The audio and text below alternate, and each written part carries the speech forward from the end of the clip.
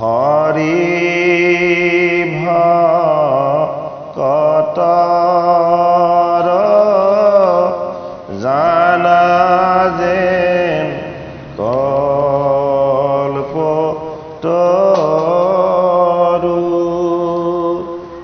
তাহান্ত বিনাই নাই নাই নাই আমাৰ পৰম গুৰু ৰাম আমাৰ পৰম গুৰু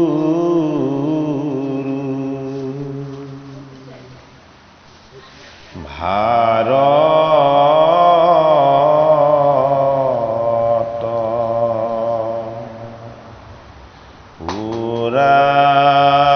পুৰাণ আদি যত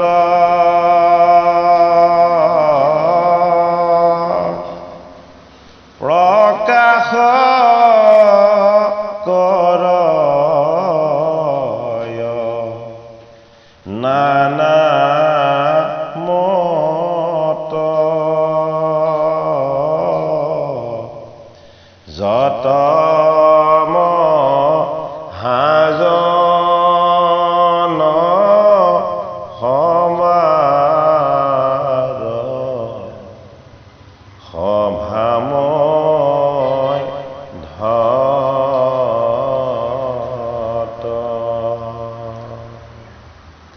পৰময়ানন্দ ৰসময়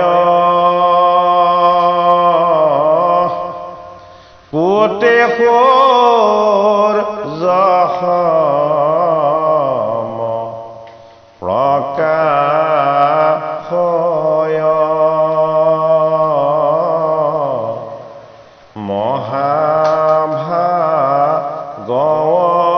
মহাভাগৱত নহন্ত যাবিবেকত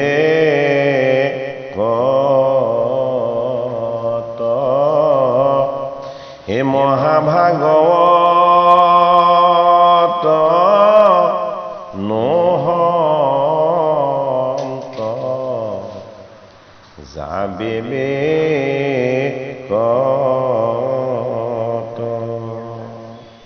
মহাপুৰুষ শ্ৰী শ্ৰী মাধৱদেৱ বিৰচিত ভক্তি ৰত্নাৱলী প্ৰাৰম্ভ পাই ধৰিছো পদ হে জয় জয় কৃষ্ণ কৃপা অমৃত সাগৰ হে যাৰ পদ সেৱন্ত বিৰিঞ্চি মহেশ্বৰ মহাবিশ্ব দুহিতৰে যাৰ ললে নাম হেন কৃষ্ণ পদে কৰো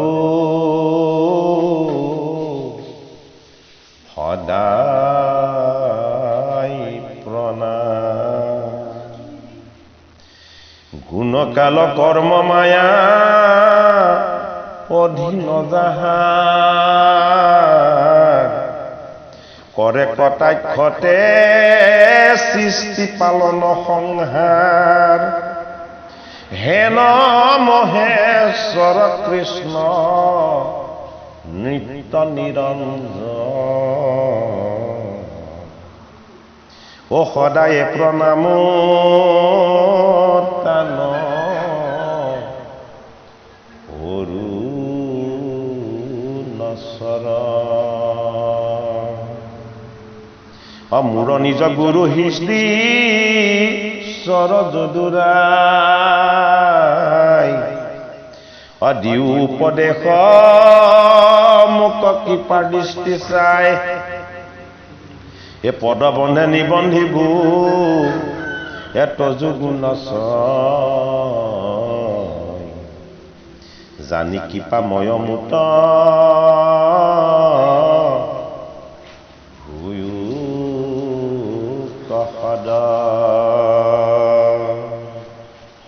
কৃষ্ণ পাদ পদ্ম দুই হৃদয়ত ধৰি গুৰুৰ চৰণ মনে শিৰোগত কৰি এ ভক্তি ৰত্নাৱলী গ্ৰন্থ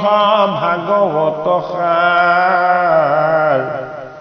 এ মূৰুখ মাধৱে পদ কৰিলা প্ৰচাৰ এ কৃষ্ণক স্মৰণে আৰম্ভৰ সিদ্ধি হোক এ বুলুক কৰ জোৰে শুনা সভাসদ লোক। ভক্তি ৰত্নাৱলী শাস্ত্ৰভাগৰ যিটো বিষয়বস্তুটো কৈছে কি যে ভাগৱতৰ সাৰ।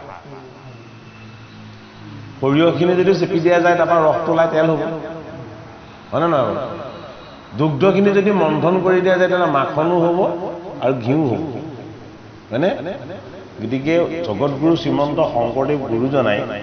মাধৱ মহাপুৰুষক ক'লে যে তুমি তোমাৰ মূৰ্তিভাগ নিৰ্মাণ কৰাৰ কামটো এতিয়া কৰা, কাৰণ শংকৰে মাধৱক শিষ্যৰ আসনতে ৰখা নাই, শংকৰে মাধৱক গুৰুৰ আসনত বহিছে। অন্য ছবিবিলাক এনে হাতেৰে তুলিকেৰে আঁকিলে সি থাকি যাব, হয়নে বাৰু? গুৰুৰ ছবি সদায় তাৰমানে নিৰ্গুণভাৱে অংকন হ'ব লাগিব। গুৰুৰ তত্ত্বটোৱে নিৰ্গুণ। সেইটো কাৰণে শংকৰ গুৰুজনাই নিজে থাকিবৰ কাৰণে তেওঁ দুভাগ মূৰ্তি নিৰ্মাণ কৰিলে। কীৰ্তন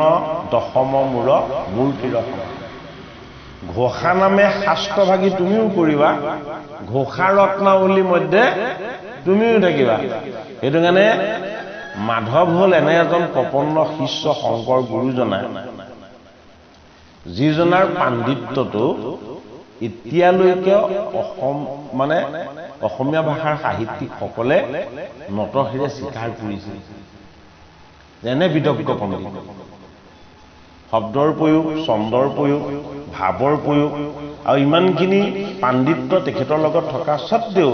তেখেতে ভাষাৰ সামৰণি মাৰিছে ইহুৰ ৰস মাধৱক মূৰ্খমতি গায় বুলি। নিজকে তেওঁ এজন একো নজনা অজ্ঞ বুলিয়েই জনাই দিছে। অৰ্থাৎ ভক্তি মাৰ্গত পাণ্ডিত্যৰ যিটো অহংকাৰ, সেই অহংকাৰটোৰ স্পৰ্শ কেতিয়াও থাকিব নালাগে। অন্য হেৰিয়াত তাত আমি কোনো মতামত দিয়াৰ অধিকাৰো নাই বা ক'বলৈ নাইও, কিন্তু ভক্তি মাৰ্গত পাণ্ডিত্যৰ যিটো তাৰমানে পৰিচয়, শংকৰ গুৰুজনাই কৈছে যি কৃষ্ণক ভজে, কৃষ্ণক জগতৰ ঈশ্বৰ বুলি চিনি পাইছে, যি কৃষ্ণৰ চৰণ সেৱা কৰে, সেইজনে পণ্ডিত। আধ্যাত্মিক অৰ্থ। যদি বিভিন্ন শাস্ত্ৰ জানি পঢ়ি মুখস্থ কৰি সেইবিলাক চব তেওঁ পাৰ্গত্য কণ্ঠগতো কৰিলে, কিন্তু কৃষ্ণত ভকতি নাই কৰা, তেতিয়াহ'লে তেওঁ পণ্ডিত হ'ব নোৱাৰে। গতিকে অভিধান অৰ্থত যিটো পণ্ডিতৰ শব্দ, পণ্ডিত শব্দটো যিটো অৰ্থ, আধ্যাত্মিক অৰ্থত তাৰ অৰ্থটো অলপ গভীৰ হয়। এইটো কাৰণে মাধৱ মহাপুৰুষে যে এনেকুৱা এটা ডাঙৰ কাম কৰিব পাৰিব, যিটো বেলেগে হয়তো নোৱাৰে, যে ভক্তি ৰত্নাৱলী নামে শাস্ত্ৰভাগ নহয়, এই ভাগ সম্পূৰ্ণ বেলেগ শাস্ত্ৰ। ইয়াৰ শৰণৰ তত্ত্বটো একেবাৰে শেষলৈ আছে। বিষ্ণুপুৰী সন্যাসীয়ে ইয়াক হেৰি কৰিছিল সংস্কৃতত, তাৰপৰা আনি দিলত ইয়াৰ শৰণ আৰু শৰণৰ তত্ত্বটো নথকাৰ কাৰণে মাধৱে কৈছে যে মূল বস্তুটোৱেই নাই। তাৰ গুৰুজনাই একো ক'লে বোলে নহয়, তুমি গভীৰকৈ ভালকৈ আদিৰ পৰা অন্তলৈকে ভালকৈ চোৱাচোন, তাৰপৰা শেষত চাইছেগৈ শেষত গোটেই শৰণৰ তত্ত্বটো আছে। গম পাইছে নহয়? এতিয়া মাধৱে কৈছে বোলে আচল শিৰোৰত্নখিনি বোলে ঢাকি ৰাখিছে। আচল শিৰোৰত্নখিনি বেছি আছিলে। সেইটো কাৰণে শাস্ত্ৰভাগ আমাৰ চৰ্চা খুব কম হয়, কিন্তু এই ভাগ শাস্ত্ৰৰ চৰ্চা খুব বেছি হ'ব লাগে। তাৰমানে কেলে তাৰমানে নহয়, ভগৱানক আমি কেনেদৰে বুজিব লাগে, তাৰ যিমানখিনি ভজাৰ যিখিনি ভক্তিৰ উপায় আছে, সেই গোটেই বিষয়বস্তুখিনিৰ ওপৰত বিশেষভাৱে কোনে কেনেকৈ ভজিছে, কপিলে ভক্তিৰ ওপৰত কি বুলি কৈছে, উদ্ধৱে কি বুলি কৈছে, মৈত্ৰেয় ঋষিয়ে বিদুৰক কি বুলি কৈছে, যমৰাজাই যমদূতক কি বুলি কৈছে, এই গোটেই কথাখিনি সাৰখিনি ভাগৱততো বস্তুখিনি একদম বিস্তৃতভাৱে ব্যাপকভাৱে আছে। ইয়াত মৌ চাকৰ নিচিনাকে ইয়ালৈ গোটেই অমৃতখিনি নহয় এইখিনি কথা জানিলে ভক্তি কথাখিনি যিখিনি জানি যাব যে এতিয়া নজনাকৈ থকাটোৱে ভাল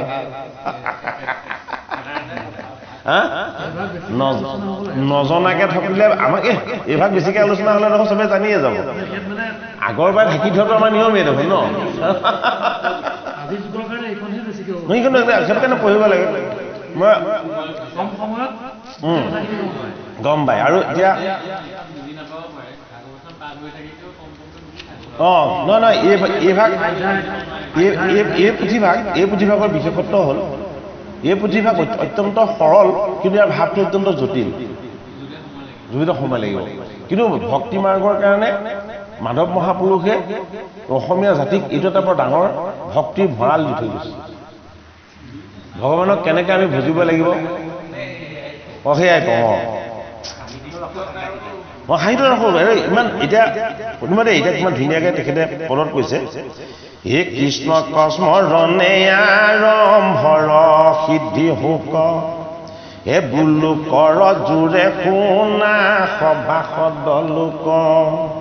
হে অল্পমতি হুয়া বৰ কৰিলো আৰম্ভ হে জানি মহাজনে নকৰিবা উপলম্ভ এ গৰুৰ জয়দপি সমনাই এ পখাও অনুৰূপে পক্ষীত তেবে কিনো ৰয়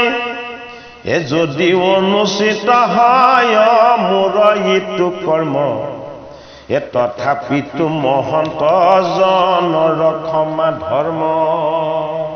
সেই সময়ত আজিৰ পৰা প্ৰায় 550 বছৰ আগৰ সময়খিনি কি আছিলে শাস্ত্ৰমূলক সংস্কৃত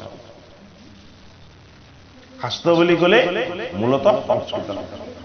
শ্ৰীমন্ত শংকৰদেৱ গুৰুজনাৰ ইমান তানে দূৰদৰ্শী যে এই ভাষাটো ইমান জটিল পণ্ডিত নহ'লে ইয়াক বুজিবই নোৱাৰে গতিকে ভক্তি মাৰ্গৰ কথাখিনি সৰল সহজ ভাষাত যদি দিয়া নহয় তেতিয়াহ'লে এদিন ভক্তিৰ ধাৰাটোৱে বন্ধ হৈ যাব নিজে সেইটো কাৰণে ব্ৰজাৱলী ভাষাৰ বুলি ভাগৱত শাস্ত্ৰ কীৰ্তন শাস্ত্ৰ আৰু ভক্তি ৰত্নাকৰ সংস্কৃত ভাষাত 6খন নাটক এইখিনি গোটেইখিনি তেখেতে মূল সংস্কৃতৰ পৰা তেওঁ আমাৰ নিজৰ ব্ৰজাৱলী ভাষালৈ আৰু অসমীয়াৰ বুজি পোৱা ভাষালৈ তেখেতে অনুবাদ কৰিছে ভক্তি ৰত্নাকৰ ভাগ একমাত্ৰ সংস্কৃত গ্ৰন্থ এই গ্ৰন্থভাগে সেইটো একেই নহয় একেই সেইভাগ মই গোটেই ভাগ ইউটিউবতো দিয়া আছে খণ্ড খণ্ডকে ভক্তি ৰত্নাকৰ ভাগ গোটেই ভাগ ইউটিউবত দিয়া আছে এইখন ৰত্নাৱলী 3টামান খণ্ড দিয়া আছিলে মই সময় নোপোৱাৰ কাৰণে নিদিলোঁ কিন্তু ভক্তি ৰত্নাকৰ ভাগ সম্পূৰ্ণ ব্যাখ্যা কৰি পেলাই তাৰ গোটেই বিশ্লেষণ দিয়া আছে বহুত খালি খুচৰিব লাগিব এইবাৰ শাস্ত্ৰত মাধৱ মহাপুৰুষে গুৰুজনাৰ উপদেশ আৰু আৰ্হিৰে ভক্তি কেনেকৈ কৰিব লাগে কৃষ্ণত ভূপতিটো কিমান পুণ্যৱানৰ পবিত্ৰ বস্তু ভক্তিৰ যি নৱবিধা প্ৰকাৰ আছে সেই নৱবিধা প্ৰকাৰ ভক্তিৰ স্বৰূপ কেনেকৈ আমি উপলব্ধি কৰিব পাৰিম কোনে কিদৰে ভক্তি কৰিছে সেই ভক্তিৰ লক্ষণখিনি সহ সমস্তখিনি মানে ভক্তিৰ সৰ্বৰ বুলি কোৱা হয় ভক্তি ৰত্নাকৰ ভক্তি ৰত্নাৱলী শাস্ত্ৰ এতিয়া কি কৈছে সেই সময়তে মাধৱে অনুভৱ কৰিছে যে সেই সময়ত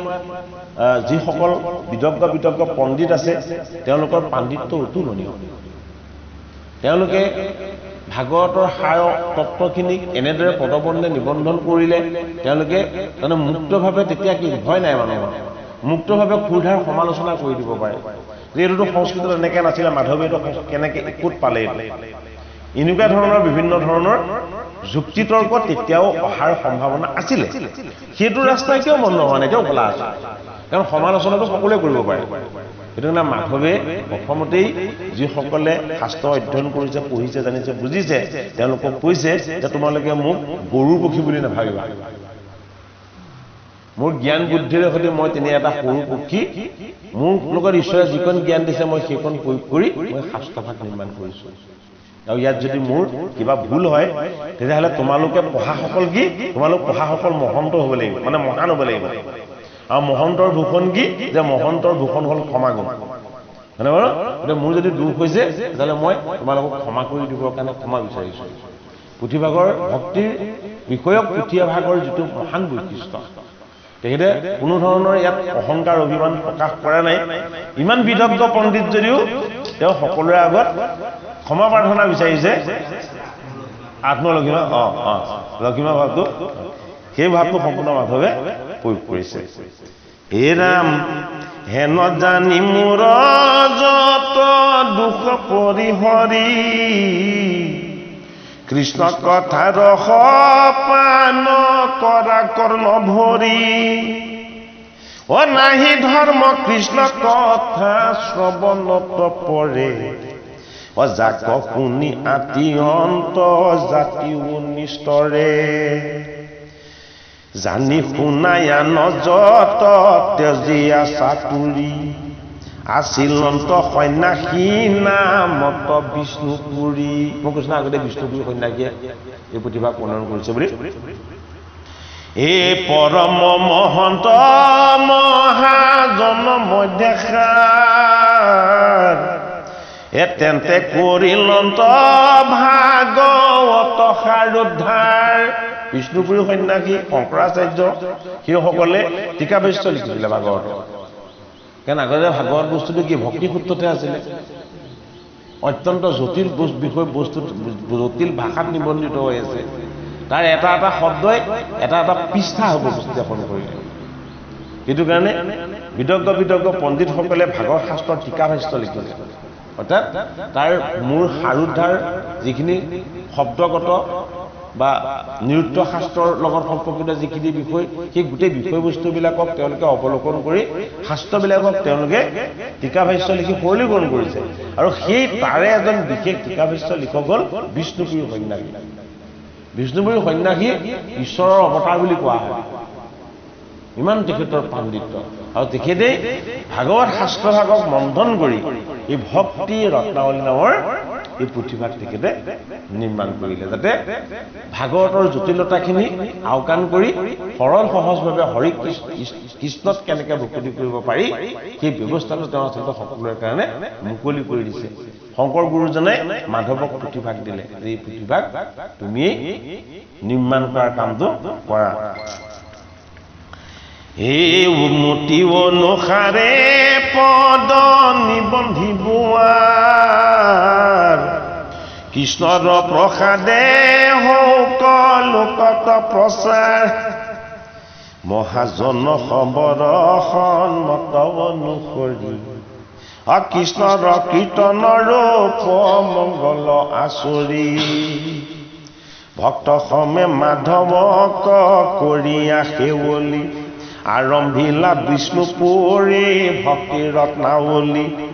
নিখিল বেদৰ সাৰ মহাভাগৱত সদ্য ভক্তি পদ যাৰ অতুল মহৎ এতেকে সমস্ত বেদত শ্ৰেষ্ঠতৰ পৰম গোপনীয়টো সমস্ত শাস্ত্ৰৰ হে মহা অন্ধকাৰময় দুৰ্ঘোৰ সংসাৰ তাক তুৰি বাকপতি চাই আছে যাৰ তাক কৃপা কৰি যিটো মহামুনি সুকে পৃথিৱীত ব্যক্তৱাণী কৰিলা উৎসুকে আত্মা প্ৰকাশক ইটো প্ৰদীপ সাক্ষাৎ ভকতি অমৃত ৰস পৰিপূৰ্ণ জাত মাধৱৰ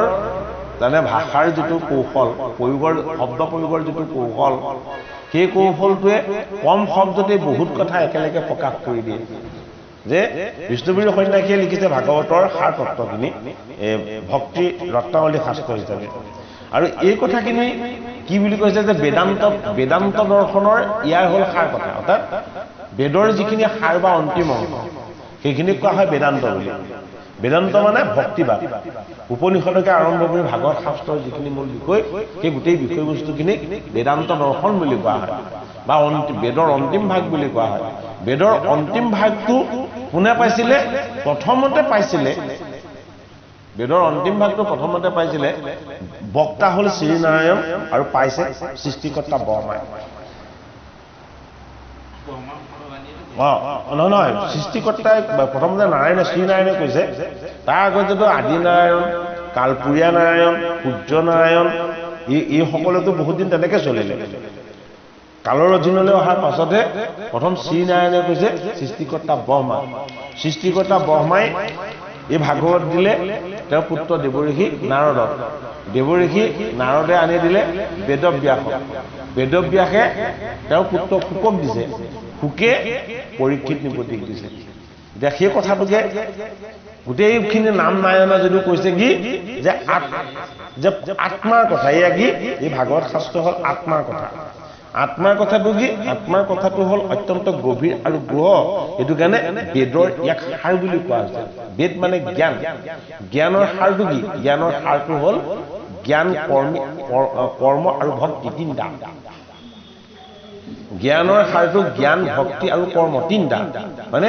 এই তিনিটা বস্তুৰ সমাহাৰ হ'ল কি ভাগৱত শাস্ত্ৰ ভাগৱত শাস্ত্ৰৰ মূল কথাখিনি ভক্তি ৰত্নাৱলী শাস্ত্ৰভাগলৈ মাধৱ মহাপুৰুষে যেতিয়া আনিছে কৈছে যে এই শাস্ত্ৰ যদি কোনোবাই শ্ৰৱণ কৰে তেতিয়াহ'লে হৃদয়তে আত্মা দৰ্শন হ'ব আত্মা মানে কি ঈশ্বৰ দৰ্শন হ'ব ঈশ্বৰ দৰ্শন হোৱাৰ লগতে কি হ'ব যে ঈশ্বৰ বিমুখ অজ্ঞান অবিদ্যা যিখিনি আছিলে সেই গোটেইখিনি আঁতৰ হৈ ভক্তিৰ পোহৰত নিজে প্ৰকাশিত হ'ব সেইটো মানে কি হ'ব ভক্তি বৰ ধুনীয়া শব্দ এটা প্ৰয়োগ কৰি পেলাই কৈছে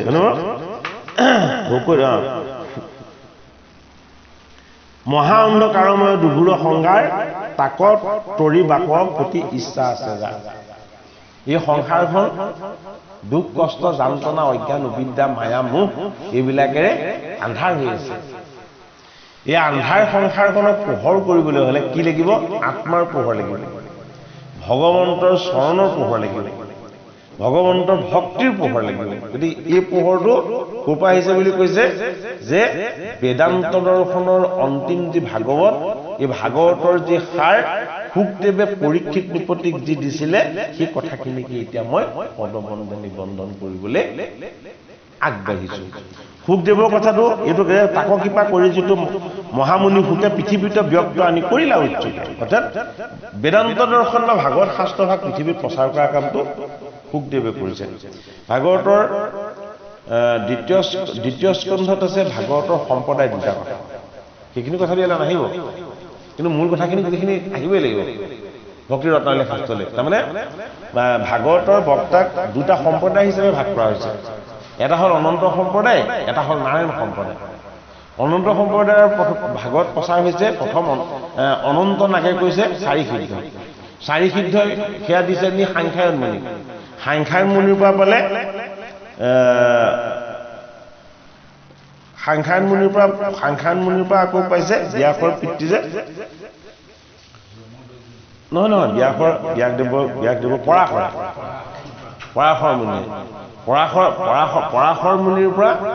পৰাশৰ মুনিৰ পৰা এই ভাগৱত শাস্ত্ৰ হেৰিয়ে পাইছে এইটো কি কয় এই মৈত্য ঋষিয়ে পাইছে কিন্তু মৈত্ৰই আকৌ ভাগৱত হেৰিয়াৰ পৰা পাইছে ভগৱন্ত প্ৰভু কৃষ্ণৰ পৰা পাইছে কিন্তু মৈত্ৰই আকৌ সত্য যুগৰে নহয় দাপৰ যুগত কৃষ্ণ অৱতাৰ ল'লেও কিমান যুগৰ আগৰ মৈত্য তাৰ হিচাপ নাই মানে পৰিমাণ হিচাপ কৰিব নোৱাৰি মৈত্য অজৰ অমৰ অনন্ত নাগৰ পৰা চাৰি সিদ্ধই পালে চাৰি সিদ্ধৰ পৰা সাংখ্যায়ন মুনিয়ে পালে সাংখ্যায়ন মুনিৰ পৰা আদি কৰি ব্যাসৰ পিতৃ পৰাশৰে পালে পৰাশৰৰ পৰা মৈত্ৰই পালে এইটো হ'ল অনন্ত সম্প্ৰদায় হয়নে আৰু মৈত্য ঋষিৰ পৰা কোনে পাইছে মৈত্য ঋষিৰ পৰা পাইছে বিদুৰে মৈত্য ঋষিৰ পৰা বিদুৰে পাইছে বিদুৰে ভাগৱত নাৰায়ণ সম্প্ৰদায়ৰ পৰা নাই বিদুৰে ভাগৱত পাইছে অনন্ত সম্প্ৰদায়ৰ পৰা পৰীক্ষিতে ভাগৱত পাইছে নাৰায়ণ সম্প্ৰদায়ৰ পৰা নাৰায়ণ সম্প্ৰদায়ত আছে কোন শ্ৰীনাৰায়ণে দিলে ব্ৰহ্মাই দিলে দেৱঋষি নাৰদক দেৱঋষি নাৰদে দিলে ব্যাসক ব্যাসে তেওঁ পুত্ৰ শুকক পঢ়ুৱালে আৰু শুকৰ মুখপদ্মেহে এই ভাগৱত ভূমি ভাগত পৰিছে ভাগৱত প্ৰথম যেতিয়া পৰীক্ষিতৰ আগত কীৰ্তন কৰিবলৈ শুকদেৱে আগবাঢ়িছে তেতিয়া শুকদেৱে পৰীক্ষিত নিপতিক কৈছে যে মই তোমাৰ যিখন শাস্ত্ৰ কম এইখন শাস্ত্ৰ কোনো পুৰুষত কোনেও শুনা নাই এখন কোনো পুৰুষত কোনেও শুনা নাই পুৰুষ মানে কি পুৰুষ মানে জীৱ কিয় কোনো পুৰুষত কোনেও শুনা নাই বুলি কৈছে যে জীৱই শুনা নাই শিৱইহে শুনিছিলে ঈশ্বৰৰ অংশ মহান তত্ত্ববিলাকে এই ভাগত পাইছিলে এতিয়া পৰীক্ষিতক কৈছে যে তুমি খুব ভাগ্যৱান, তুমি ঋষিৰ অভিসম্পাদ পোৱাৰ কাৰণে এই বৈকুণ্ঠৰ কল্পপুৰীৰ ভাগৱত শাস্ত্ৰ তুমি এতিয়া পাবা। সেই শাস্ত্ৰ ভাগৰ কথা কি কৈছে, হে ৰাম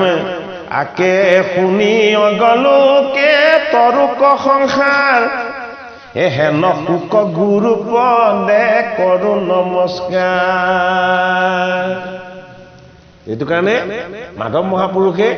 প্ৰথমতে নমস্কাৰ কৰিছে যদুপতি স্বৰূপে শংকৰক, তাৰপাছত কৃষ্ণক শাস্ত্ৰভাগ প্ৰণয়ন কৰিবৰ কাৰণে আকৌ কাৰ চৰণত সেৱা কৰিছে, শুকৰ চৰণত সেৱা কৰিছে। কিয়? শুকেহে ভূমিভাগলৈ শাস্ত্ৰভাগ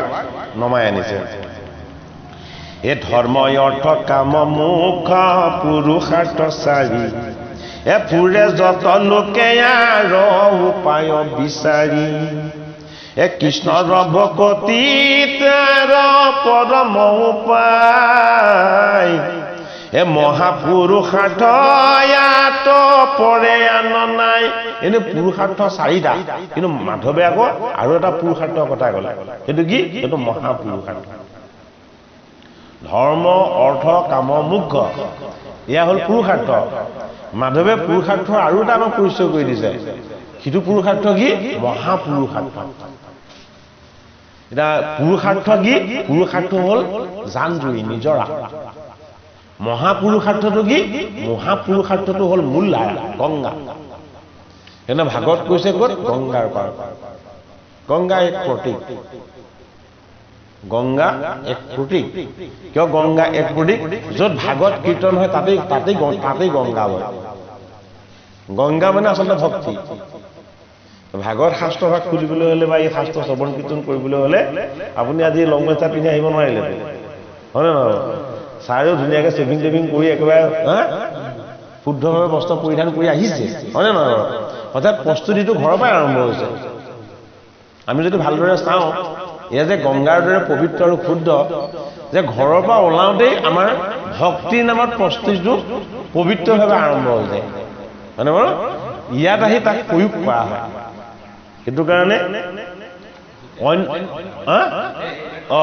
য'তে তাতেই গংগা নামে। সেইটো কাৰণে ধৰ্ম অৰ্থ কাম মোক্ষ এয়া হ'ল মনুসংহিতাৰ পৰা অহা চাৰিটা পুৰুষাৰ্থ। এই চাৰি পুৰুষাৰ্থ ভাগৱত শাস্ত্ৰৰ ওচৰত, ভগৱান কৃষ্ণৰ ভক্তিৰ ওচৰত জান-জুৰি নিচিনা। অৰ্থাৎ ই মূল ধাৰা নহয়। মূল ধাৰাটো কি? মহাপুৰুষাৰ্থ। মহাপুৰুষাৰ্থটো কি? বৈকুণ্ঠৰ কল্পতৰু ভাগৱত শাস্ত্ৰ শ্ৰৱণ কীৰ্তনৰ যিটো ভক্তি, কীৰ্তন দশম ঘোষা ৰত্নাৱলী শাস্ত্ৰ শ্ৰৱণ কীৰ্তনৰ যিটো ভক্তি, এইটো পুৰুষাৰ্থতকৈ বহুত ওপৰত। সেইটো কাৰণে সেইটো কি বুলি কৈছে? যে এইটো মহাপুৰুষাৰ্থ। হে ৰাম এই পৰমাৰ্থ অৰ্থ বেদ ব্যাস ঋষি, নিবন্ধিলা ভাগৱত শাস্ত্ৰত হৰিষি, আন জ্ঞান কৰ্ম মানে ভক্তিৰ সাধন, জানিবা নিশ্চয় যত কহিলো লক্ষণ, ভক্তি সে প্ৰধানময়ী জানিয়া মন, মিলিল উৎসুক মূৰ আৰু সংগ্ৰহ, ভক্তি পৰ শ্লোক চয় কৰো একথা,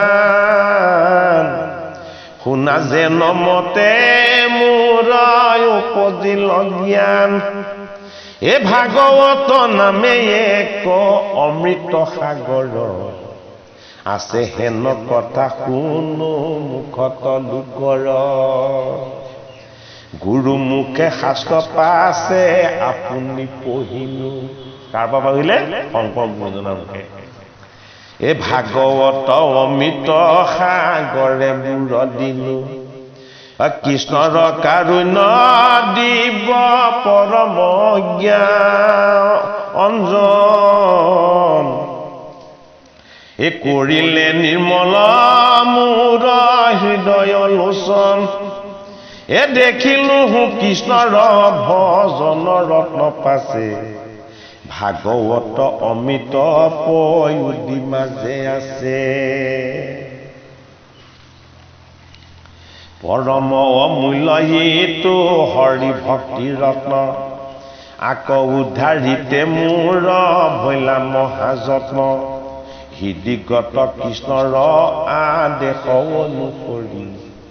হে বৈষ্ণৱৰ প্ৰীতি অৰ্থে আনিলো উদ্ধাৰি যিটো কণ্ঠে পিন্ধি ৰত্ন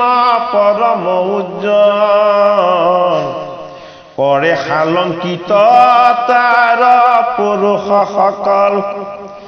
তাকে মাত্ৰ ৰত্নাৱলী যদি বা গৃহত অজ্ঞানৱান ভাৰতাৰ গুচয় সমস্ত মহামূল্যৱান ৰত্নবিলাকৰ একোটা নিজস্ব পোহৰ থাকে গম জানো কৃষ্ণৰ শিৰত থকা ৰত্নটো সেউজীয়া শিৰো ৰত্ন সি কি কৰে কৃষ্ণৰ শিৰভাগ সেউজীয়া ৰক্তিম সেউজীয়া কৰি জিলিকাই ভগৱান কৃষ্ণৰ বক্ষত কি আছে কণ্ঠত কৌস্তভ আছে কৌস্তভটো কেনেকুৱা কৌস্তভটো তেজ গুড়া সেই ৰত্নটোৱে পোহৰ দি থাকে কি হৈ থাকে উদিত সূৰ্যটোৰ নিচিনাকে কৃষ্ণক উজ্বলাই থাকে সেই ৰত্নটোৱে অৰ্থাৎ অন্য পদাৰ্থ আৰু ৰত্নৰ মাজত পাৰ্থক্য এটাই যে ৰত্নৰ নিজা গুণ আছে নিজা ধৰ্ম আছে আৰু নিজা বৈশিষ্ট্য আছে মাধৱ মহাপুৰুষে কৈছে এই পদাৰ্থ ধাতুৰ ৰত্নবিলাক যদি পিন্ধা এইবিলাকে একো কাম নিদিয়ে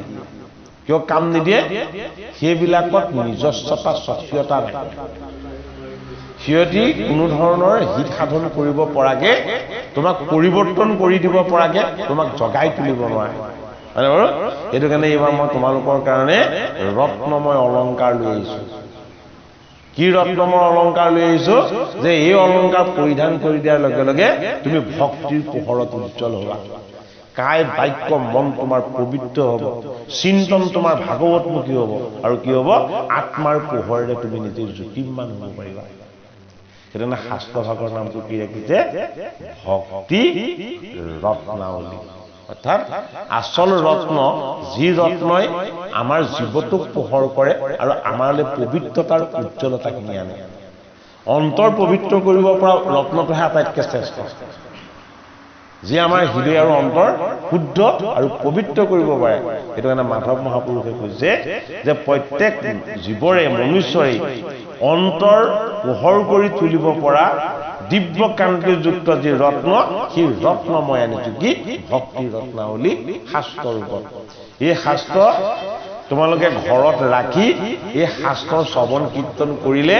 ইয়াৰ যিটো ৰত্নময় যিটো প্ৰভা এই প্ৰভাটো প্ৰত্যেকেই পাবা কিন্তু আমাৰ শাস্ত্ৰ কিনা হয় ৰঙা কাপোৰ মেৰিওৱা হয় আৰু লাহেকে আগত থৈ তাতে ধূপ চাকি জ্বলাই থকা হয়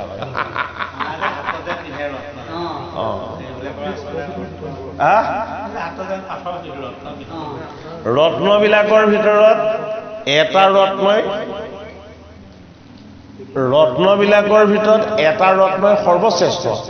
সেই ৰত্নটো কি সেই ৰত্নটো হ'ল কৌস্তভ বস্ত্ৰবিলাকৰ ভিতৰত এখন বস্ত্ৰৰে গোটেই জগতক পিন্ধি আছে সেইখন কি সেইখন হ'ল পীতাম্বৰ যিখন বস্ত্ৰত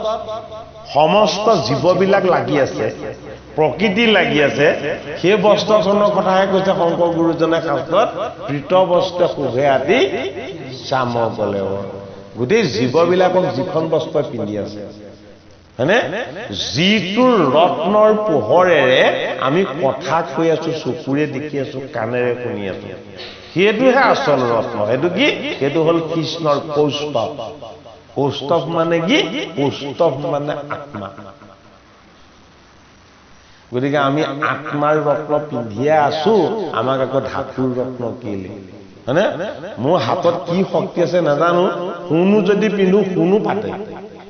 যদি কিবা অন্য ধাতু যদি পিন্ধো সেইটো দুটুকুৰা কোনো কাৰণতেই নাথাকে চব ফাটি চিটি থানবান হৈ যায় হয় গতিকে আমাৰ ভিতৰতে আত্মাৰ ৰত্ন আছে সেইটো ৰত্নৰ ওচৰত বাহিৰৰ ৰত্নবিলাকে কি কাম দিব গতিকে ভক্তি ৰত্নাৱলী শাস্ত্ৰৰ যোগেদি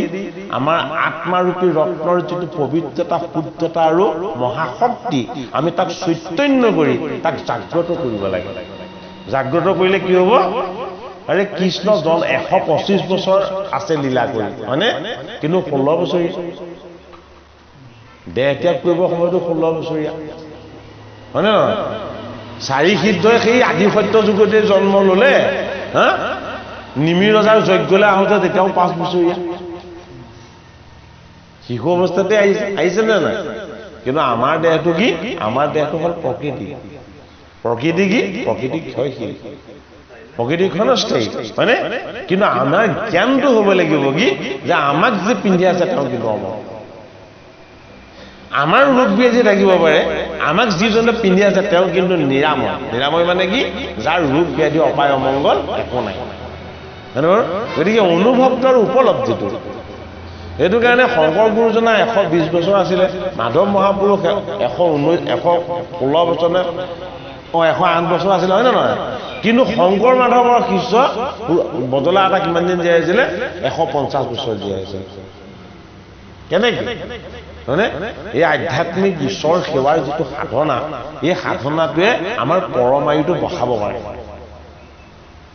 আমাক ঈশ্বৰে যিটো আয়ু ৰেখা দি পঠিয়াইছে এই আয়ু ৰেখাডাল দীঘল কৰিব পৰা এটাই শক্তি আছে সেইটোৱে কি সেইটোৱে হ'ল ঈশ্বৰ সেইটো কাৰণে মাধৱ মহাপুৰুষে সমস্ত মানৱ জাতিৰ কাৰণে শাস্ত্ৰ বাক্য দিছে যে তোমালোকে অজ্ঞানী হৈ মোহমতী হৈ স্বাৰ্থপৰ ভাৱনাৰে এই বাহ্যিক জড় ৰত্ন বা অলংকাৰবিলাক পৰিধান কৰাতকৈ যিটো ৰত্ন চৈতন্য যিটোৱে তোমাক ভিতৰৰ পৰা পোহৰ কৰি আৰু ক্ষুদ্ৰ কৰি তুলিব তুমি সেই ৰত্নটো পৰিধান কৰা সেই ৰত্নটো কি সেই ৰত্নটো হ'ল ভক্তিৰ ৰত্ন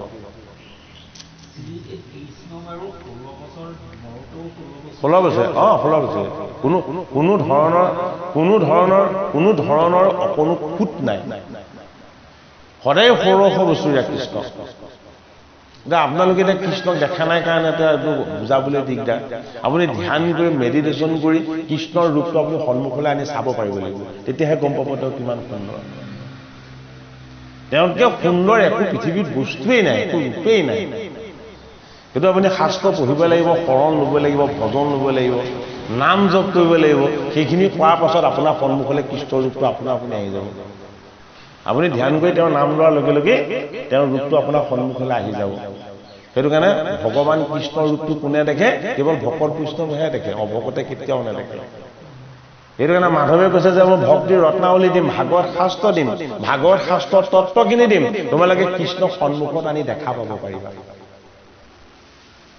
সেইটো কাৰণে আমাক আচল আনন্দ কোনটো লাগে কৃষ্ণ দৰ্শনৰ আনন্দটো লাগে কৃষ্ণ হ'ল পৰমাত্মাক ভাৱ ভক্তি আৰু ভাৱনাৰে দৰ্শন কৰিব পৰাটো হ'ল পৰম আনন্দ মাধৱ মহাপুৰুষে শংকৰ গুৰুজনাৰ কৃপাত ভগৱান্ত কৃষ্ণৰ যিটো তত্ত্ব গোটেই তত্ত্ববোধটোৱে তেওঁ আমাৰ কাৰণে আনিছে নিজেতো পাইছে সমস্ত মানৱ জাতিৰ কাৰণে আনিছে কি নামে আনিছে নামঘোষা আৰু ভক্তি ৰত্নাৱলী হে ৰাম জানি ভক্তি ৰত্নাৱলী মহাগুণৱতী এ শ্ৰৱণতে প্ৰেম পজাৱে কৃষ্ণ পাৱে হে জানি ভক্তি ৰত্নাৱলী মহাগুণৱতী কৰিও কচদাৱতী সুকীৰ্তি সম্প্ৰতি এ শ্ৰৱণতে প্ৰেম উপজাৱে কৃষ্ণ পাৱে এ পুৰে যত মনোৰথ যি বাচাৱে এতিয়া এজন দেৱতাই আছে যিজনক বিচাৰিব নালাগে খালি তেওঁ বিচাৰিলে অনুকা আভূতা কৰে যদি আপুনি সুখ বিচাৰিছে দুখ দিব আৰু যদি দুখ বিচাৰিছে তেতিয়াহ'লে সুখ দিব মানে প্ৰত্যেক ক্ৰিয়াৰে সমানৰ বিপৰীতমুখী ক্ৰিয়া প্ৰতিক্ৰিয়া নাই জানো ভগৱানৰ ওচৰত সেই ক্ৰিয়াটো বেছি কাৰ্যকৰী হয় এক্টিভ হয় মানে সেইটো কাৰণে ভগৱানক চৰণ বিচৰাৰ বাহিৰে ভক্তি বিচৰাৰ বাহিৰে বেলেগ বস্তু বিচৰাটো আচলতে উচিত নহয় শাস্ত্ৰ সন্মত সেইটো কাৰণে আমাৰ অধিকাৰ কি আছে আমাৰ কৰ্ম কৰাৰ অধিকাৰহে আছে কৰ্ম কৰি আকৌ গুটি কি লাগিব ফল কি পাম সেইটো আমাৰ বিচৰাৰ অধিকাৰ নাই সেইটো কাৰণে শাস্ত্ৰ ভাগত ভক্তি ৰত্নাৱলী শাস্ত্ৰ ভাগত মাধৱ মহাপুৰুষে কৈছে যে কৃষ্ণৰ চৰণত নিৰ্মলভাৱে ভক্তি কৰিলেই তোমালোকৰ যিখিনি বাঞ্ছিত আছিলে বাঞ্ছিতখিনি ভগৱানে গোটেইখিনি মিলাই দিলে এই শ্ৰৱণতে প্ৰেম উপজাৱে কৃষ্ণ পাৱে এ পুনে যত মনোৰথ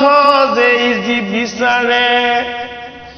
এ নামে ভাগৱতে আছে হেন বুলিলা বচন তোমাৰ কীতত যত্ন কিবা প্ৰয়োজন তুমি ভগৱানৰ পৰা কি পাবা ভগৱানক কেনেকে বুজিব লাগে তুমি এইখিনি কাৰণে চিন্তা কৰিব নালাগে ক'ত আছে গোটেইখিনি ভাগৱত শাস্ত্ৰত দিয়া আছে মাত্ৰ তুমি ভক্তিভাৱেৰে শ্ৰৱণ কীৰ্তন কৰিলেই হ'ল এই হাৰ উত্তৰ সাৱধানে শুনিও ক পৰম বিষয়ী কৰ্ম জৰ যত লোক এ লাগিবে আলাস বহু কথা শুনি তাৰ এই এক কথা শুনিবে শকতি আছে কাৰ এ নাহিকে আলাস জাৰ চদা শুনিবা এ লাগে তাৰো অৱশ্যে কুটুম্ব পুষিবা এ নপায় বখৰ ভাগৱত নুশুনিব মোৰ ইটো কীতত তাহাৰ শ্ৰদ্ধা হইব এ কৰিলো সংগ সময় তাকে লক্ষ্য কৰি নানা প্ৰকৰণ হন্তে শ্লোকক উদ্ধাৰি বিচাৰিয়া যত্ন সাৰ পাইলো 12 স্কন্ধে এক বাক্য কৰি আনি লিখিলো নিবন্ধে ভাগৱত শাস্ত্ৰভাগ অত্যন্ত জটিল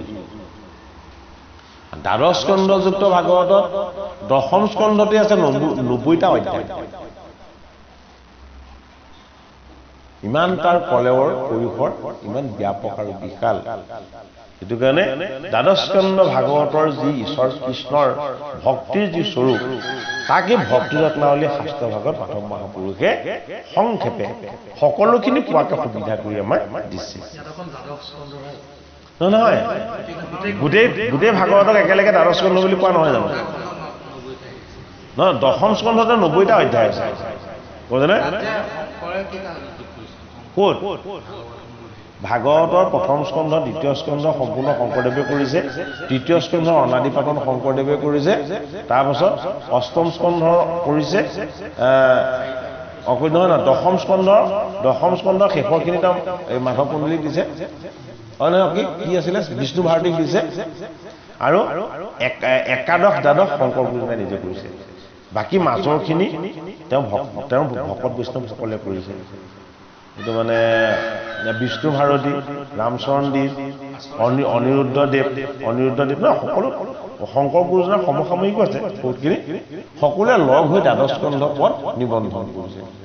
সেইটো কাৰণে আমাৰ সংকলন ভাগত দত্ত বুঢ়া সংকলন ভাগত নিমিন বকিত সংবাদ নাই আকৌ কোনোবা ভাগত তেনেকে হেৰি নাই 7ম স্কন্ধৰ বৰ্ণাশ্ৰমৰ ব্যৱস্থাখিনি নাই সেজন্য ভাগৱতৰ এটা পদো এৰি নোথোৱাকে প্ৰকাশ হৈছে সূৰ্য কুমাৰ ভূঞা যে এই সূৰ্য হাজৰিকা যে সূৰ্য হাজৰিকা ভাগত সূৰ্য ভাগৱত গীতা নহয় গীতা ভাগ হ'ল ভগৱত গীতা আৰু এই বৈকুণ্ঠৰ কল্পতৰুৰ ভাগ হ'ল শ্ৰীমদ ভাগৱত কিন্তু এই ভাগত হ'ল শ্ৰীমদ ভাগৱত হয়নে এইটো মানে বৈকুণ্ঠৰ শাস্ত্ৰতে ভাগ সেইভাগ দুটা সম্প্ৰদায়ৰ যোগেদি প্ৰকাশ হৈছে আৰু ইভাগ হ'ল শ্ৰীমদ ভাগৱত ভাগ মহাভাৰতৰ 6ষ্ঠ পৰ্বৰ অন্তৰ্গত ভীষ্ম পৰ্বৰ অন্তৰ্গত 700 শ্লোক এইটো কাৰণে দুই ভাগে বৈকুণ্ঠৰ শাস্ত্ৰ বুলি কোৱা হয় যেটো গীতা কৃষ্ণৰ শ্ৰীমুখৰ ভাগ এতিয়া ভক্তি প্ৰথম আহি গ'ল কি ভক্তি বিৰোচন এতিয়া দীঘলীয়া হ'ব সৰকে পঢ়িব লাগিব দেই নহলে আধা পঢ়ি ৰখাব লাগিব সময় চপাই দেই বহুত দীঘলীয়া নহয় হে ৰাম কহিলো গ্ৰন্থৰ যত প্ৰয়োজন মানে একে ৰত্নাৱলী শুনিও কথা বধানে এই কথা শুনিবলৈ মন পান হৃদয় সদায় ঈশ্বৰমুখী কৰি ল'ব লাগে কিয় কৰি ল'ব লাগে জুইৰ পৰা সদায় সাৱধান জুইৰ পৰা কিয় সাৱধান ই সদায় চাকি জ্বলোৱা হওক ভাত পানী ৰন্ধা হওক কিবা কিবি কৰা হওক ই সদায় মংগলময় কাৰ্যই কৰে হয়নে নহয় কিন্তু কেনেবাকে যদি তাৰ ব্যৱহাৰ কেনেবাকে বেলেগত হৈ যাবলৈ হয় তাহলে কি হ'ব গোটেইখন লংকা কাণ্ড কৰি দিব হয়নে বাৰু তদ্ৰুপ ভগৱানৰ কথা শ্ৰৱণ কীৰ্তন কৰিবৰ সময়ত আমাৰ দশ ইন্দ্ৰিয় এক হ'ব লাগিব অন্তৰ ইন্দ্ৰিয় মন অস্থিৰ হ'ব নালাগিব আমাৰ ভাৱটো বেলেগলৈ উৰি যাব নালাগিব অৰ্থাৎ মনৰ ভাৱটো এক কৃষ্ণ কথাত আমি ধৰি ৰাখিব পাৰিব লাগিব সেই সময়খিনি মানে যিখন সময়ত আমি শাস্ত্ৰৰ ওচৰত থাকোঁ আমি শাস্ত্ৰ শ্ৰৱণ কৰোঁ বা কীৰ্তন কৰোঁ তেতিয়া আমাৰ মনটোক আমি আঁতৰলৈ কেতিয়াও আঁতৰাই নিব নালাগিব মাধৱ মহাপুৰুষে শাস্ত্ৰ ভগত প্ৰথম সেই কথাটোকে আহ্বান জনাইছে যে যিসকলে শ্ৰৱণ কৰিবলৈ লৈছা তেওঁলোকে মন প্ৰাণ এক কৰি ভগৱান কৃষ্ণৰ শ্ৰীমদ ভাগৱত শাস্ত্ৰ এই কথা ভালদৰে শ্ৰৱণ কৰা হে ৰাম সামান্য বিশেষ ভক্তি কহিবা কপতি হে আৰম্ভিলো বিৰচন প্ৰথমে সম্প্ৰতি যতে কছ ধৰ্ম হৰি ভক্তি ৰকিংকৰ ভকতিৰ মুখ চাই থাকে নিৰন্তৰ এ সমস্তে ধৰ্মৰ ভকতিহে মুখ্য ফল ভকতি নভৈলে ধৰ্ম সকলে বিফল সেইটো কাৰণে ঘোষাত কি বুলি দেখিছে আন যত সবে মিছা ভক্তি ভক্তি বস্তুটো হয়নে এই জগতত ৰস আছে স্পৰ্শ আছে গন্ধ আছে হয়নে এই বস্তুবিলাক আমাৰ লগত আছেই কিন্তু প্ৰতিটো ৰসৰে এটা বৈশিষ্ট্য আছে কি প্ৰতিটো ৰসতে যদি বেছি পান কৰি দিয়া যায় তাৰ পৰা কি হয় তাৰ পৰা মানে বিৰক্তি আহি যায় ৰসটো যদি বেছি পান কৰি দিয়া যায় কি হয় বিৰক্তি আহি যায় বস্তুটো আমাক আমুৱাই যায় একমাত্ৰ ভক্তি ৰস যিটো বস্তু পান কৰি দিয়াৰ লগে লগে তাৰ প্ৰতি তৃষ্ণাটো বাঢ়ি যায় ই কেতিয়াও আপোনালৈ আমনি নানে সেইটো কাৰণে মাধৱ মহাপুৰুষে ঘোষা শাস্ত্ৰ নিবন্ধন কৰোঁতে প্ৰথমতে গুৰুৰ পৰা কি বিচাৰিছে মুক্তিত নিস্পৃহ যিটো সেহি ভকত অকণমো ৰসময় মাগুৰ ভক্তি ৰত্নাৱলী শাস্ত্ৰ নিৰ্মাণ কৰা মাধৱ মহাপুৰুষে নামঘোষা শাস্ত্ৰৰ প্ৰথম জোকা ঘোষাত হৰিৰ ভকত শ্ৰীমন্ত শংকৰদেৱ গুৰুজনাৰ পৰা ৰসময় ভকতি ভিক্ষা কৰিছে এটাইতকে ভাল ৰসময় বস্তুটোৱে হ'ল কি ভকতি শাস্ত্ৰভাগৰ নাম কি ভক্তি ৰত্নাৱলী ভকতিতকে শ্ৰেষ্ঠ বস্তু জগতত নাই হে ৰাম তাকে সে পৰমধ সমস্তে ধৰ্মৰ ভকতিহে মুখ্য ফল ভকতি নভৈলে ধৰ্ম সকলে বিফল হে ৰাম তাতে সে পৰম ধৰ্ম বুলিও নিশ্চয় জাত হন্তে মাধৱত ভকতি মিলয় ভকতি যদি নহয় তেতিয়াহ'লে জগতত একো ধৰ্মই ৰক্ষা নহয় ভকতি যদি হয় তেতিয়া ধৰ্মৰ ৰক্ষা হয় আৰু ধৰ্ম পালন হয় জগতত যিমানবিলাক স্বধৰ্ম আছে প্ৰথম স্বধৰ্মৰ কথাটো কৈ লৈছে কিন্তু স্বধৰ্ম মানে কি আমাৰ স্বধৰ্ম কি আমাৰ স্বধৰ্ম জীয়াই থকা কোনেও মৰিবলৈ নিবিচাৰো দৰকাৰ হ'লে চিপচিনি আইচক্ৰীম সোমাই থাকিব তথাপিতো আমাৰ কিন্তু মৰাৰ ইচ্ছা নাই হয়নে আমি জীয়াই থকাটো আমাৰ স্বধৰ্ম হয়নে আৰু এটা কি আমি যদি জীয়াই থাকিবলৈ হয় তেতিয়াহ'লে আমি কৰ্ম কৰিব লাগিব এতিয়া কৰ্মটো আমাৰ স্বধৰ্ম হয়নে এতিয়া জীয়াই থাকিবলৈ ইচ্ছাটো আৰু কৰ্ম কৰি থকাৰ যিটো দায়িত্বটো এই দুইটাই তেতিয়াহে মানে শুভ আৰু ভাল হ'ব যদি এই দুটাত আমাৰ ধৰ্মটো থাকে ধৰ্মটো মানে কি ভক্তিটো অৰ্থাৎ জীয়াই সেইদিনাখনলৈকে তুমি মোক ৰাখিবা হয়নে যিদিনাখনলৈকে মই তোমাৰ চৰণ সেৱা কৰি থাকিব পাৰোঁ মানে যিদিনাখন মই নিজে উঠিব নোৱাৰা হ'ম তোমাৰ চৰণ সেৱা কৰিব নোৱাৰিম সেইদিনাখন আৰু তুমি মোক ৰাখি একো লাভ নাই হয় নে নহয় গতিকে ভক্তি হ'লে জীয়াই থকাৰ এটা সীমা আহিলে এইটো দেখালে ক'ত ভাগৱতৰ প্ৰথম স্কন্ধত পৰীক্ষিতৰ ক্ষেত্ৰত ঋষিসকলে ভাগৱত শুনিবলৈনো কিয় দূৰ মাৰিলে নহ'লে যজ্ঞ কৰি কৰি দাড়ি চুলি গোটেই ধোঁৱা বৰ্ণ হৈ গৈছে যজ্ঞৰ বাহিৰে বেলেগ চিনি নাপায় হঠাতে যজ্ঞ ত্যাগ কৰি পেলাই আকৌ ভাগৱত শুনিবলৈ গ'ল কি কাৰণে প্ৰতিজন ঋষিয়ে বয়স হাজাৰ হাজাৰ বছৰ হৈ গৈছে হাজাৰ বছৰ হৈ যোৱা স্বত্তেও তেওঁলোকে মৰিব নোৱাৰে বোলে কেলে তেওঁলোকৰ ওচৰলৈ মৃত্যু নাহেই আৰু মৃত্যু কেতিয়া আহিব মৃত্যু বিচাৰিব লাগিব তেতিয়া আহিব মৃত্যুটোতো হাততে মিলা বস্তু নহয় হয়নে বাৰু তেওঁলোকে যজ্ঞ কৰি গম পালে বোলে পৰীক্ষিতে তৰুণ কালতেই ঈশ্বৰ কৃষ্ণৰ চৰণ চিন্তা কৰি দেহ এৰি থৈ গ'ল তেতিয়াহে তেওঁলোকে সম্বিত ঘূৰি পেলে যে সুখৰ বাসনাৰে যদি কেৱল যজ্ঞই কৰি থাকিবলৈ হয় তেতিয়াহ'লে আমাৰ ঈশ্বৰ প্ৰাপ্তিও নহ'ব আৰু আমাৰ ওচৰলৈ মুখ্য সাধনৰ আনন্দও নাহিব সেইটো কাৰণে ফুটমুনিক আকৌ গৈ মাতি আনিছেগৈ নৈমিষ ক্ষেত্ৰলৈ হেৰা ফুটমুনি তুমি ব'লা আমাক উদ্ধাৰ কৰা বোলে কি পৰীক্ষিত নিপতীয়া 7 দিন ভাগৱত শুনিয়ে তৰুণ কালতে মৃত্যু লৈ গ'ল পৰীক্ষিতে তৰুণ কালতে মৃত্যু লৈছে অৰ্থাৎ ভাগৱত শাস্ত্ৰ ভক্তি আৰু ভগৱন্তৰ তত্ত্বত এনেকুৱা কিছুমান কথা আছে যিবিলাকৰ দ্বাৰা ভীষ্মৰ কি আছিলে ভীষ্মৰ ইচ্ছা মৃত্যু আছিলে ভীষ্মৰ কুৰুক্ষেত্ৰৰ যুদ্ধ সৰসজ্ঞাত শুই থকাৰ কোনো প্ৰয়োজন নাই প্ৰথম দিনা সৰসজ্ঞাত পৰোঁতে তেওঁ মৃত্যুক আহ্বান কৰি আনিব পাৰে কিয় আনিব পাৰে ভীষ্মৰ মাতৃ হ'ল গংগা গংগা মানে ভক্তি ভক্তিত সকলো কৰ্মই সাধন তাত অসাধাৰণ বা তাত মানে অসম্ভৱ বুলি একো কথা নাথাকে সেইটো কাৰণে ভীষ্মৰ ইচ্ছা মৃত্যু বৰ কাৰ আছিলে পিতৃ শান্তনুৰ আছিলে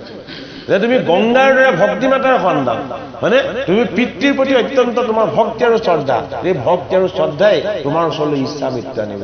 একো অস্ত্ৰ শস্ত্ৰই তোমাক মৃত্যু দিব নোৱাৰে হয় নে নহয় অস্ত্ৰ শস্ত্ৰবিলাকৰ লগত যিটো মৃত্যুৰ শক্তি থাকে ভকত বৈষ্ণৱবিলাকৰ ওচৰলৈ সেই অস্ত্ৰ শস্ত্ৰই মৃত্যু আনিব নোৱাৰে ভাগৱত শাস্ত্ৰত 12জন বৈষ্ণৱ আছে 12জন বৈষ্ণৱৰে এজনৰো মৃত্যু নহয় কিয় মৃত্যু নহ'ল অস্ত্ৰৰ জড়তাৰ মৃত্যু তেওঁলোকৰ ওচৰলৈ নাহে ভাগৱতত 6জন ভকতৰ কথা আছে হয়নে এই 6জন ভকত অমৰ হৈ থাকি গ'ল কিয় কোনো অস্ত্ৰ শস্ত্ৰ জড় বস্তুৱে তেওঁলোকৰ ওচৰলৈ মৃত্যু আনিব নোৱাৰে ৰাম ৰূপে অৱতাৰ ল'লে কিন্তু ৰামে সৰজু নদীত নিজৰ দেহ ত্যাগ কৰিব লগা হ'ল কৃষ্ণ ৰূপে অৱতাৰ ল'লে কৃষ্ণই কিন্তু অস্বস্থ বৃক্ষৰ তলত বহি জৰাবিয়াধৰ খৰত কিন্তু তেওঁ দেহ এৰিব লগা হ'ল হয়নে 12জন বৈষ্ণৱ আৰু 6জন ভকত এইকেইজনে কিন্তু দেহ হেৰালে এওঁলোক সদায় দেহী হৈয়ে থাকিলে আৰু ঈশ্বৰক ভক্তি কৰিয়ে থাকিলে কি বুজাইছে শাস্ত্ৰত যে ভক্তিতকে শ্ৰেষ্ঠ অমৰত্ব একোতেই নাই যদি নিৰ্মলভাৱে ভক্তি কৰিব পাৰে নিৰ্মলভাৱে ভক্তি কৰিলে অমৰত্ব বা বিনাশহীন হৈ থকাৰ যিটো আনন্দ সেই আনন্দটো জীৱৰ লগত লাভ হ'ব এটা মাধৱ মহাপুৰুষে ধন জন ঐশ্বৰ্য বিভূতিৰ অলংকাৰবিলাকক প্ৰাধান্য নিদি ভগৱত প্ৰেম আৰু ভকতিৰ যি অলংকাৰ ৰত্ন সেইটোৰ ওপৰত বেছি গুৰুত্ব দিছে কিন্তু আমাৰ কি হ'ল আমাৰ ধন ধান টকা ঘৰ ওখ ৱাল এইবিলাকতেই লাগি থাকিলে ভক্তিৰ আনন্দময় ৰত্ন ঢাক খাই থাকি গ'ল হয়নে নহয় সেইটো কাৰণে জন্ম হওঁতেও শিশুক আইচক্ৰীম খোৱাব লাগে তাৰ পাছতো আনি তাৰ বিয়া দিয়ে সীমা নাথাকে হয়নে নহয় আৰে তাৰ লগত অমৃতময় ভক্তিৰ ৰস নাই ভগৱত প্ৰাপ্তিৰ শোধন নাই হয়নে নহয় অন্ন যোনিৰ কোনো ধৰণৰ শুদ্ধতা পবিত্ৰতা নাই ই জন্ম পাই দিয়া হয় কিয় নহ'ব আটাইতকৈ শ্ৰেষ্ঠ বস্তুটোৰ পৰা তাক জন্ম পাই বঞ্চিত কৰি দিয়া হৈছে ভক্তি ৰত্নাৱলী শাস্ত্ৰ মাধৱ মহাপুৰুষে সমস্ত জীৱকে নিৰোগী কৰিবৰ কাৰণে সমস্ত জনকে শুদ্ধ আৰু পবিত্ৰ কৰিবৰ কাৰণে জগতক পোহৰ কৰিবৰ কাৰণে নিৰ্মাণ কৰিছে হয়নে নহয় আমাৰ মংগল চোৱাই পেলাই আকৌ পৰামৰ্শ দিব লাগিব বোলে ভক্তি ৰত্নাৱলী একাইদা পাঠ কৰি দিবা তেতিয়াহে পাঠ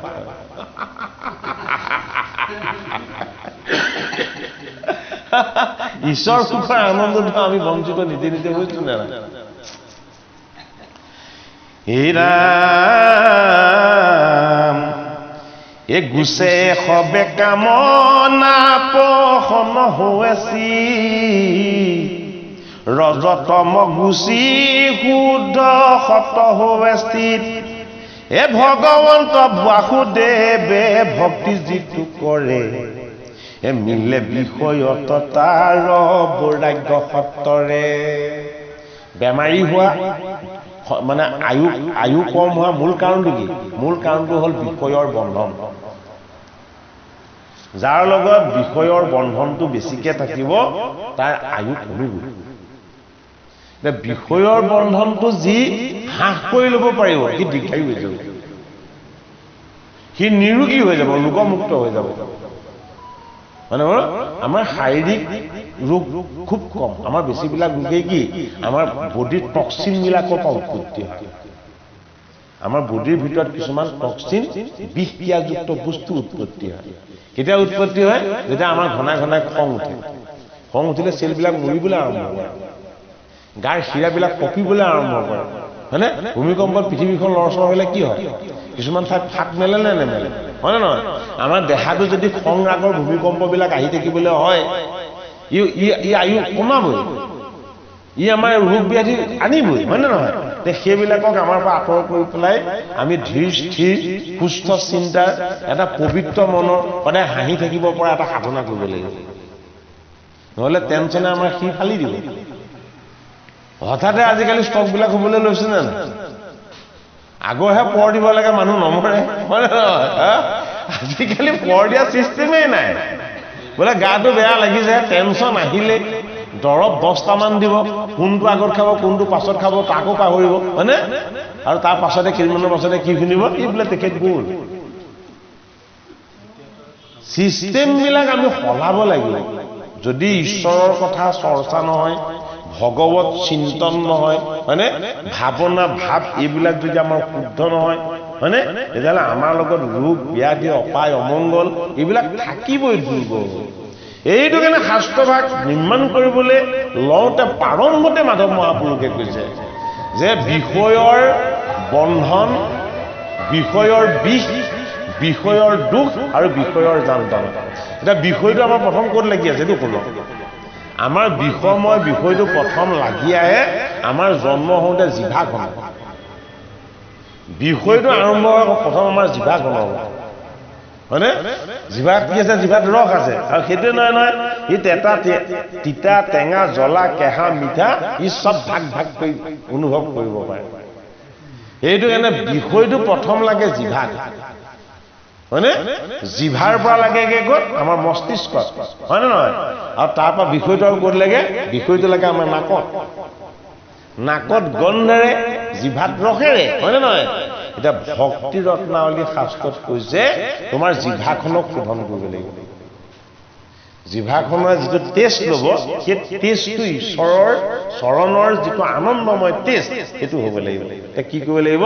যে গুৰুৰ চৰণ চিন্তা কৰিব লাগিব ভগৱন্তৰ নাম কীৰ্তন কৰিব লাগিব ভগৱন্তক তুতিনুতীয়া উপাসনা কৰিব লাগিব সেইটো কাৰণে আমাৰ সৰুতে আমি পঢ়োঁতে গধূলি সময়ত আমাৰ প্ৰাৰ্থনা কৰা যে এটা ট্ৰেডিশ্যন হয়নে নহয় আমি যদি আঁঠু কাঢ়ি ভালকৈ প্ৰাৰ্থনা নকৰোঁ তেতিয়াহ'লে পিটন দিব হয়নে নহয় সেইটো কাৰণে আমাৰ অকণমান ধীৰ স্থিৰ গুণটো আহিলে হয়নে নহয় কিন্তু আমাৰ ল'ৰা ছোৱালী ৰুবলৈ গ'লেও নোৱাৰে দেখোন কিয় আমি সিহঁতক কোনোদিন আঁঠু কাঢ়ি প্ৰাৰ্থনা এটাও কৰোৱা নাই হয়নে নহয় সেইটো কাৰণে ভক্তি ৰত্নাৱলী শাস্ত্ৰভাগত মাধৱ মহাপুৰুষে কৈছে যে বিষয়ৰ দুখ যান্ত্ৰণা আৰু কষ্ট ৰোগ ব্যাধি অপায় অমংগল তোমাৰ লগত থকা যিবিলাক জড়তা আছে সেইবিলাকক তুমি আঁতৰ কৰিবৰ কাৰণে প্ৰথমতে মাধৱক ভজা মাধৱ মানে কি মাধৱ মানে হ'ল মহাহৰি মাধৱ মাধৱ নাম বচনত সুমৰয় মাধৱ মাধৱ হৃদয়ত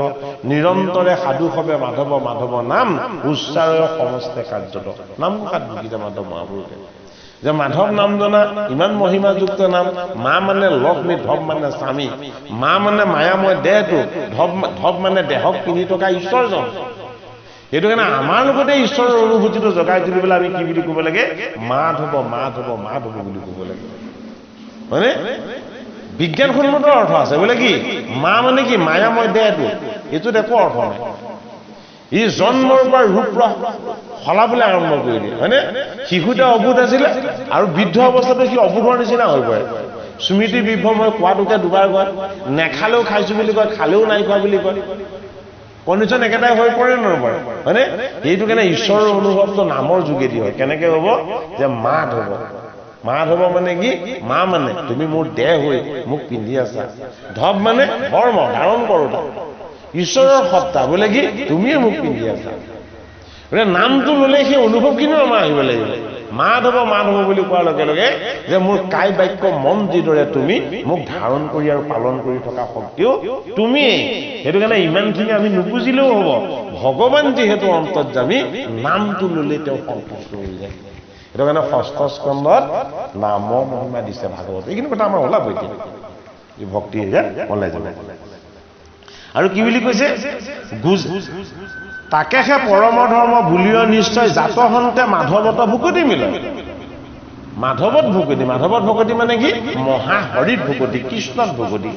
কৃষ্ণত ভুকতি যদি কেনেবাকে মিলে তেতিয়াহ'লে তাৰ পৰা কি হয় তাৰ পৰা মহাধৰ্ম সাধন হয় এই নাম গুছে সবে কামনা পহন হুৱাছি এ ৰজতম গুচি শুদ্ধ হতে হোৱা স্থিত মাধৱত যদি আমাৰ মতি হয় ৰজগুণ আৰু তমগুণ বিলাক কি হয় আমাৰ পাকৰ হয়নে আমি চুটাই কৰি আহিছো জানো নাই অহা নহয় হয়নে এইটো হ'ল ৰজগুণ বৰ বেছিকে বেশভূষা হৈ সাজপাৰ পিন্ধি অহাটো হ'ল ৰজগুণ হয়নে নহয় কেনেবাকে যদি কৃষ্টিটো কোনোবাই অকণমান বেয়াকে দিলে তেতিয়াহ'লে তাত আকৌ কোড আহিব মোৰ ইমান ভাল ফাংচন আছিলে কাপোৰযোৰকে তই বেয়া কৰি আহিব নে নাহিব হয়নে ৰজগুণত ভোগবিলাক আনন্দ তমগুণত কোড আৰু জেদ এই দুটা বস্তুৰ প্ৰৱেশ নহয় কেতিয়া মাধৱত ভুকতি বোলে কি কেৱল গামোচাখন পালেই হ'ল চেলেংখন পালেই হ'ল বেলেগ বস্ত্ৰৰ প্ৰয়োজন নাই ঠাণ্ডা হওক গৰম হওক সাজ একেটাই সকলোৱে একেটাকে পিন্ধিব সেইটো কাৰণে কোনো অমিল নহয় হয়নে নহয় এতিয়া শুদ্ধ পবিত্ৰ ভাৱটো আমাৰ মনলৈ তেতিয়া আহিব যেতিয়া আমি তাক বাস্তৱত প্ৰয়োগ কৰিম আমাৰ সাজটো যদি ভকতৰ লগত নিমিলে তেতিয়াহ'লে আমাৰ ভুকতি কেনেকে মিলিব বহুতে আকৌ কয় যে 3 বস্ত্ৰ ল'লে ভকত নহয় আৰে ল'লে বাৰু নহয় ঠিক আছে নোলোৱাকে কোন হৈছে আজিলৈকে 3 বস্ত্ৰ ল'লে ভকত নহয় আৰু বুজি পালো বাৰু কিন্তু 3 বস্ত্ৰ নোলোৱাকে কোন ভকত হ'ব পাৰিছে সেইটোতো দেখুৱাই দিব পাৰিব লাগিব হয়নে নহয় গতিকে আমাৰ বাহ্যিক শুদ্ধতা আৰু অন্তৰ শুদ্ধতাৰ লগত পৰিৱেশটোৰ পবিত্ৰতাৰ কথাখিনি জড়িত হৈ আছে সেইটো কাৰণে মাধৱক বুজিবলৈ হ'লে ৰজগুণৰ ভোগবিলাসৰ কথাখিনিত মাত্ৰা বা প্ৰাধান্য দিব নেলাগিব খং ৰাগ দেশ এইবিলাক আঁতৰাই ৰাখিব লাগিব ভতুদাই যদি ভাবিছে শইকীয়া কাজি 2 দিন আগতে কৈছে কিয় দেৰি কৰিছে মানে 1 ঘণ্টা দেৰি হ'লেও আপোনাৰ খং উঠিব নালাগিব যদি খং উঠে তেতিয়াহ'লে আপুনি কৰা সেৱা কোনো অৰ্থ নাথাকিব